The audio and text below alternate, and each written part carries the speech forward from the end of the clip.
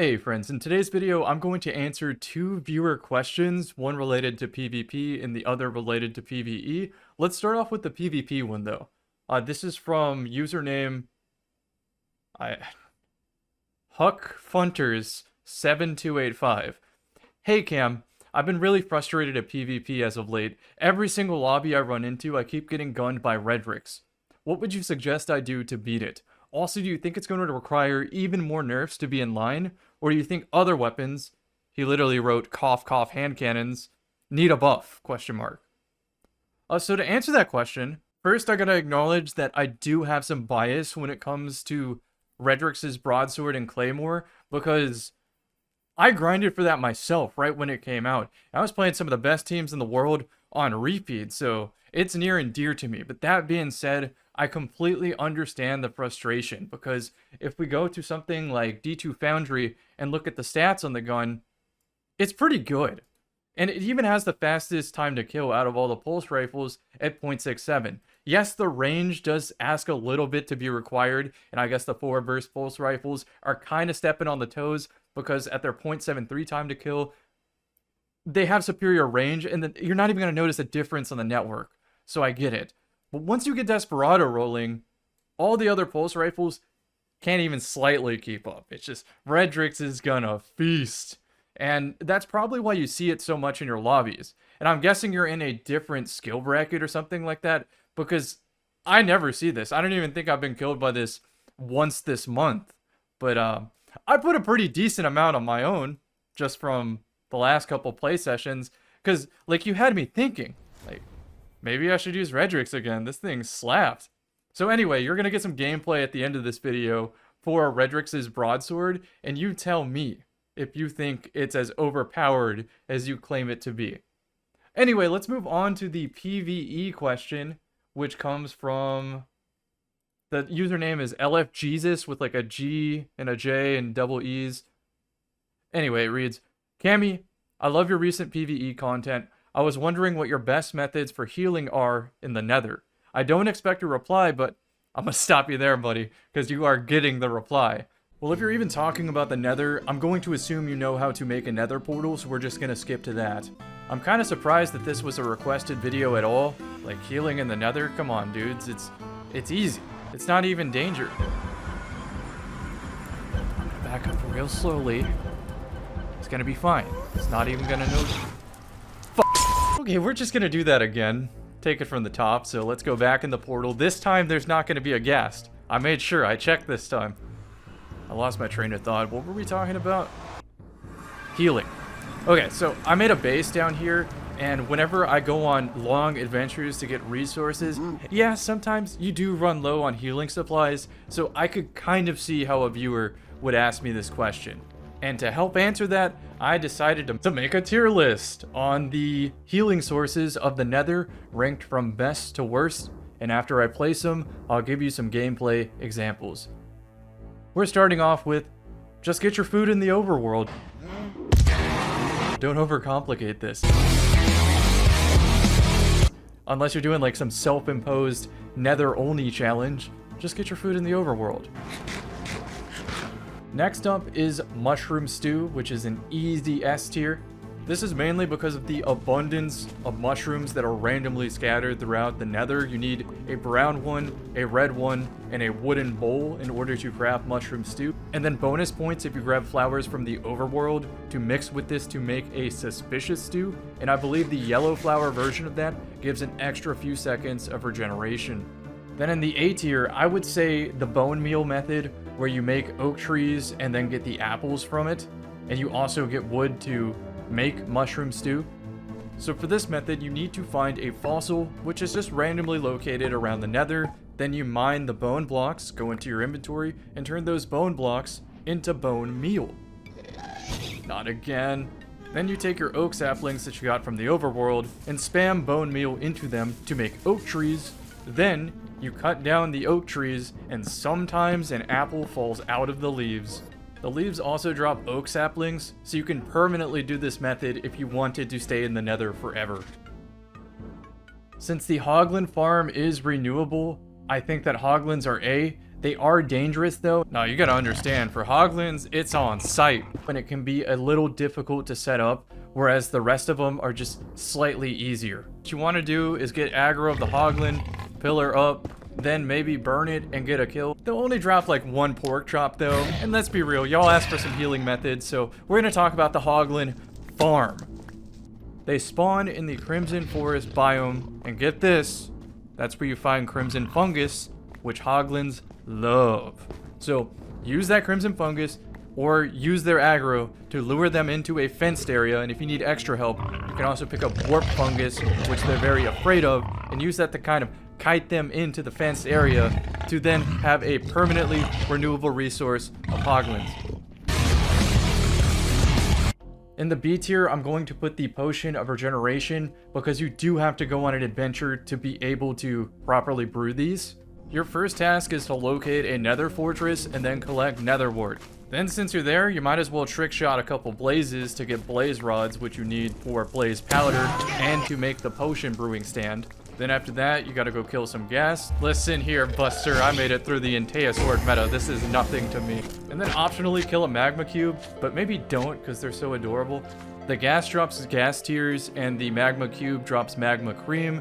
The tear is used for the Potion of Regeneration and the cream is used for the fire resistance potion, both of which are very useful for surviving in the Nether. Also in B tier, B for Bastion, is the golden apple, golden carrot, and pork chops that you can get from Bastion chest. Obviously, this is the best healing item, but because of its difficulty to obtain, it's B tier. So before you even go to a Bastion, make sure you're strapped with gold armor because that makes piglins not hostile to you until you start mining the gold in the Bastion.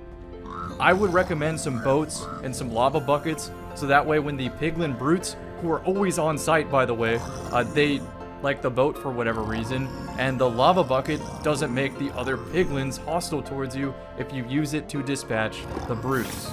Once they're dealt with, you can safely grab the chest, but just a rule of thumb, don't grab the chest if you think anything has line of sight on you. Bastions are an abundant source of gold, so if you had any of those apples from the bone meal method, you can very easily make your own golden apples with not even going into the Bastion. I'm not going to read you the paragraph of what golden apples do, but they heal a lot. And then finally, in D tier, you gotta do what you gotta do. It's rotten flesh. This one's pretty self-explanatory. You kill a zombie pigman, they drop rotten flesh, and if you eat it, it does heal you, but it turns your hunger bar green, which depletes it faster. Apparently you can get chicken in the Nether, I just found out. It's pretty rare.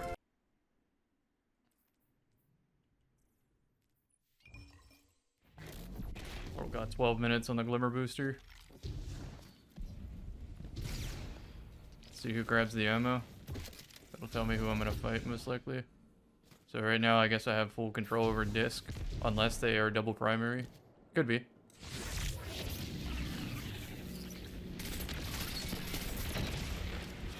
Redrix is a go.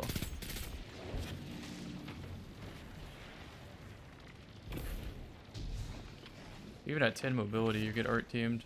Just can't strafe in this area. That's the worst defender right there.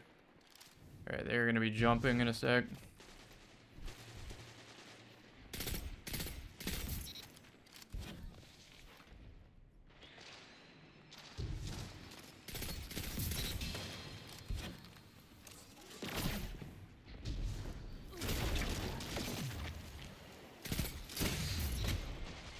It's my Orba. Can fight again.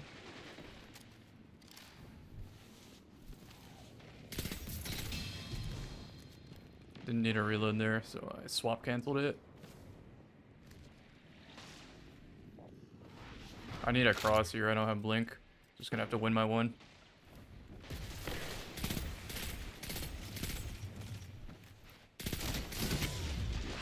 Devour time, I only have one burst, should be enough. Oh, devoured me again anyway.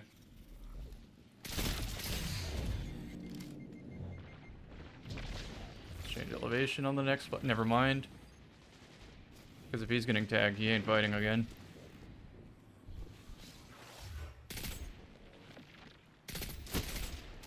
I think I have ricochet rounds with this.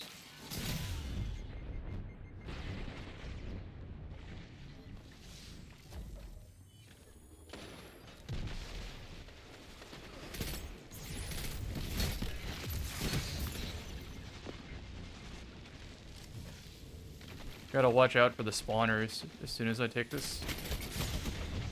I'm gonna just beat a machine gun with my broadsword.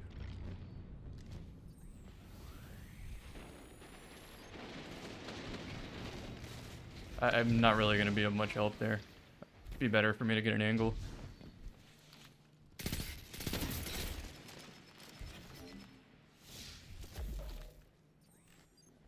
Might be sea spawners again. Gonna wait to see if that flag lights up.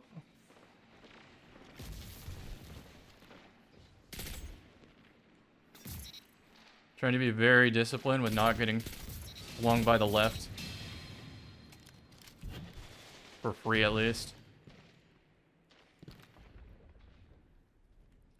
My gun model kind of blocks out covering both angles. Gotta be a little careful.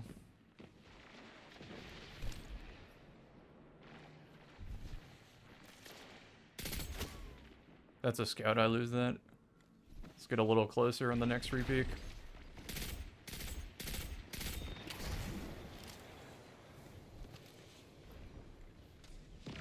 We got overran, so I'm gonna back up.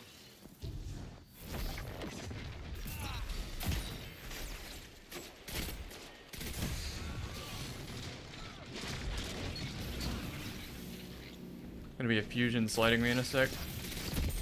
There's the fusion. Did he use though?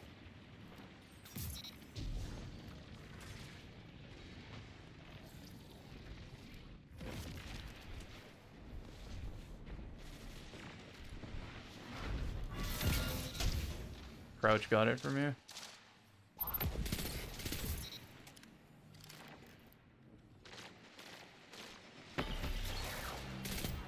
I was gonna go a little wide there, so if somebody popped up at curtains, I'd still be fine.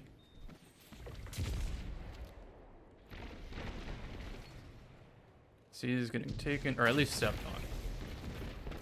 What is going on over here?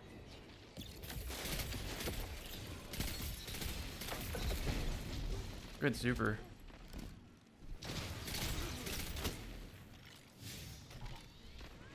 Just trying to keep track of their supers.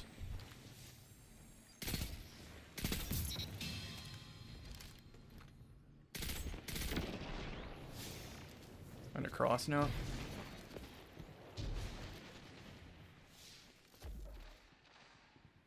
I'm gonna Nova bomb this guy on top of me if he flies at me.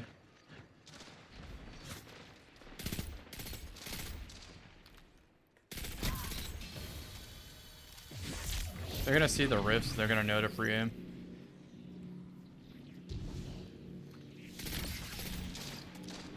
Should win.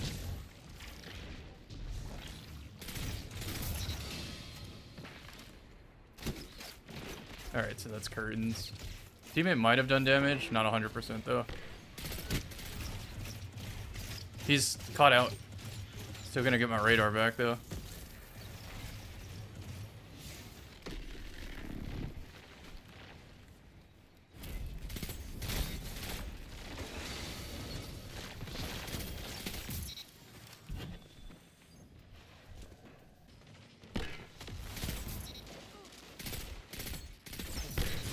Oh hell no, we are devouring up.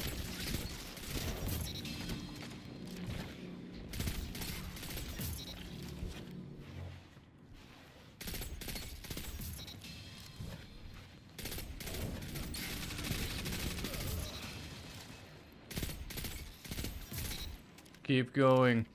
This pulse is so good.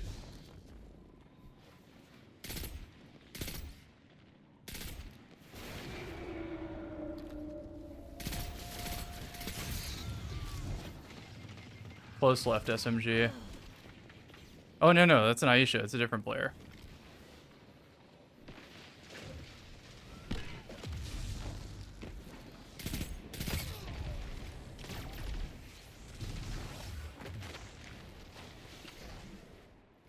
Did we concede? What's going on? Oh, apparently I hit him with my shotgun there. That's a lie.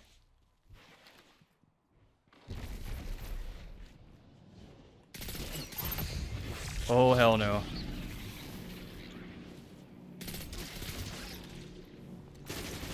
Oh, that's not a teammate. Oh man, I got a jump scare there.